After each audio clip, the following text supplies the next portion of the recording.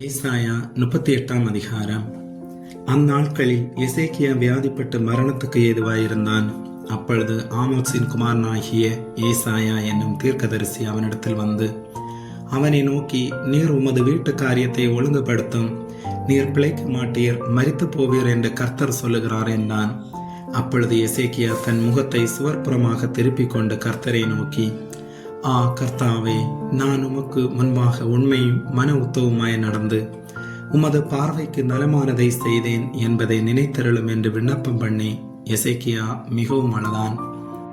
அப்பொழுது ஏசாயாவுக்கு உண்டான கர்த்தருடைய வார்த்தையாவது, நீ போய் எசேக்கியாவை நோக்கி, உன் தகப்பனாகிய தாவீதின் தேவனாயிருக்கிற கர்த்தர் சொல்லுகிறது என்னவென்றால், உன் விண்ணப்பத்தை கேட்டேன், உன் கண்ணீரை கண்டேன். இதோ உன் நாட்களோடு 15 வருஷம் கூட்டுவேன். நான் உன்னையும் இந்த நகரத்தையும் அசீரிய ராஜாவின் கைக்கு தப்புவித்து இந்த நகரத்துக்கு ஆதரவாயிருப்பேன். இதோ ஆகாசுடைய சூரிய கடியாரத்தில் பாகைக்கு பாகை இறங்கின சாயை 10 பாகை பின்னிட்டு திருப்புவேன் என்றார். தாம் சொன்ன இந்த வார்த்தையின்படி கர்த்தர் செய்வார் என்பதற்கு இது கர்த்தரால் உனக்கு அடையாளமாய் இருக்கும் என்று சொல் என்றார். அப்படியே கடியாரத்தில் இறங்கியிருந்த சூரிய சாயை 10 பாகை திரும்பிற்று.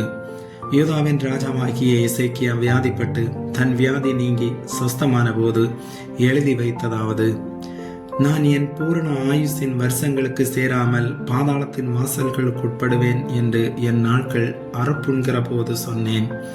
கர்த்தரை கர்த்தரை நான் இனி உயிரோடு இருக்கிறவர்களின் தேசத்திலே தரிசிப்பதில்லை. இனி பூலோக குடிகளோடு இருந்து மனுஷரை நான் காண்பதில்லை. என் ஆயுசு மேய்ப்பனுடைய கூடாரத்தை போல என்னை விட்டு பெயர்ந்து போகிறது. நெய்கிறவன் பாவை அறுக்கிறது போல என் ஜீவனை அறுக்க கொடுக்கிறேன். என்னை பாவிலிருந்து அறுத்து விடுகிறார்.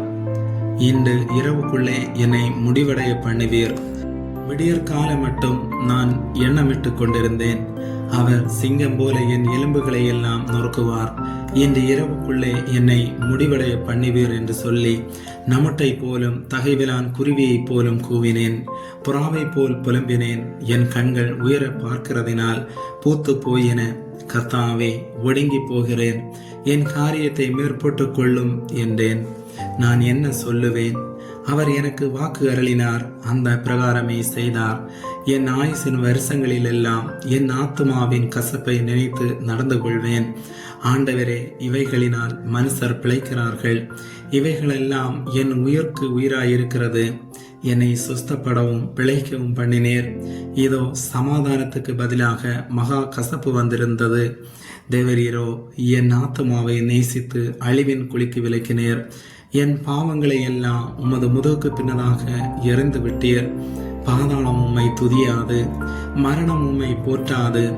குழியில் இறங்குகிறவர்கள் உம்முடைய சத்தியத்தை தியானிப்பதில்லை. நான் இன்று செய்கிறது போல உயிரோடு இருக்கிறவனே உம்மை துதிப்பான். தகப்பன் பிள்ளைகளுக்கு உமது சத்தியத்தை தெரிவிப்பான். கர்த்தர் என்னை ரட்சிக்க வந்தார். ஆகையால் எங்கள் ஜீவனாலெல்லாம் கர்த்தருடைய ஆலயத்திலே என் கீத வாக்கியங்களை வாசித்து பாடுவோம் என்று எழுதி வைத்தான். அத்திப்பழத்து அடையை கொண்டு வந்து பிளவையின் மேல் பற்று போடுங்கள், அப்பொழுது பிழைப்பார் என்று ஏசாயா சொல்லியிருந்தார். அப்பொழுது எசேக்கியா, நான் கர்த்தருடைய ஆலயத்துக்கு போவதற்கு அடையாளம் என்னவென்று கேட்டிருந்தான். ஆமேன்.